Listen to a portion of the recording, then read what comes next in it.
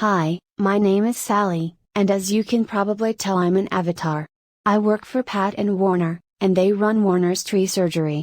Warner has been treating sick trees for over 50 years, and Pat has been answering the phone, talking to the customers, and lining up work, and basically doing everything else that needs to be done. Warner is making a series of videos that hopefully contain all the things he's learned about trees over the last 50 years. This is the first one. It's about the danger the ash fly poses to silk tree trees. If you would like to help us get the word out to other people, this would be a good time to like this video and subscribe to our channel. Thank you. Over 40 years ago, California, Arizona and New Mexico instituted a program to get rid of the ash fly, because it was so destructive to trees and commercial crops. The ash fly basically gets in anything with the leaf, and this tiny insect can completely defoliate at least 40 species of trees. The ash whitefly has a 60-day lifespan, but for 55 days it's an aphid-like creature that is too small to see with the naked eye. The adult winged insects are just barely visible. In the past, California, Arizona, and New Mexico were successful in eradicating this pest with a combination of poisoning neighborhoods, crops, and orchards, and importing the ash fly's natural predator, a very small wasp, but at this time, as far as I know, nothing is being done about them. It's hard to see the ash fly on silk tree trees unless you know what you're looking for. In the past, aphids would infest silk tree trees' leaves, and if you touch them, they would feel sticky. Well, the ash fly does the same thing. So, if your silk tree tree's leaves are sticky and you live in Maricopa County, Arizona, you probably have the ash fly. The difference between the ash fly and the aphids is the ash fly will turn the silk tree leaves white, and if you know what you're looking for, before that happens, the top leaves of the silk tree will look a little weird. So, if you see your neighbor's trees with a few of their branches turning white, this is probably caused by a boring insect that's went completely around a particular branch, or it's caused by the ash fly.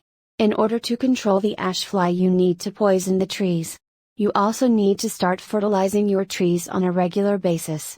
I'm going to tell you which poison to use in a minute, but first you need to understand that the poison I recommend has nitrogen in it, and too much nitrogen is bad for trees. So, you need to put the poison down, and then 6 months later you get a good general purpose fertilizer, and you treat the trees with it. If you live anywhere within 30 miles of Mesa, Arizona, you need to get Warner out to treat your trees with something that will kickstart their immune system. You see, every cell of every plant has enzymes that dissolve fungus, bacteria, and viruses, and because the ash fly has been in your trees, those enzymes have been depleted.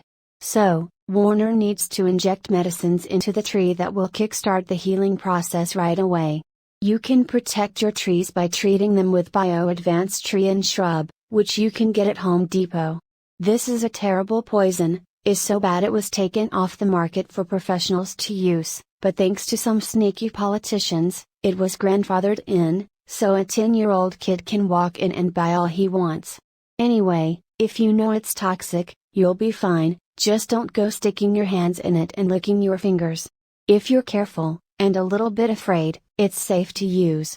If you use the liquid, you pour the amount you need in a bucket with water, and you put the water down close to the base of the tree, and then you water it in. If you use the powder, you put the powder down close to the base of the tree and then you water it with a sprinkler. If a little dog licks it up before it's dry, it will kill the little dog. So, make sure animals and children are kept away from it until it's dry. You only need to put it down once a year, and in 3 years, if you do it yearly, you will not only get rid of the ash fly, but it will also get rid of all the boring insects in a tree. There's one more thing I need to tell you. Every place in the world where it rains, the water falls off of the trees at the drip line, and because that's where the water falls, that's where the roots, that pick up the micronutrients, develop, and all the instructions you get for the fertilizers, tell you to put the fertilizer out at the drip line. In Maricopa County, Arizona, the roots have developed where the tree has been getting water all its life, and that's where you need to put the fertilizer.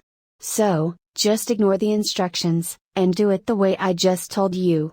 Also, while we're on the subject, our garages and sheds get 140 degrees in the summertime. This damages the fertilizer, so you need to keep the fertilizer someplace cool in the summer, And if you've got fertilizer that's been in the garage or shed in the summertime, you need to get rid of it. Well, that's about it. I hope this helps you with your trees. Please subscribe to this channel and hit like, and if you live within 30 miles of Mesa, Arizona and you want Warner to come out and look at your trees, just give us a call. The number is 480-969-8808. Thanks and goodbye.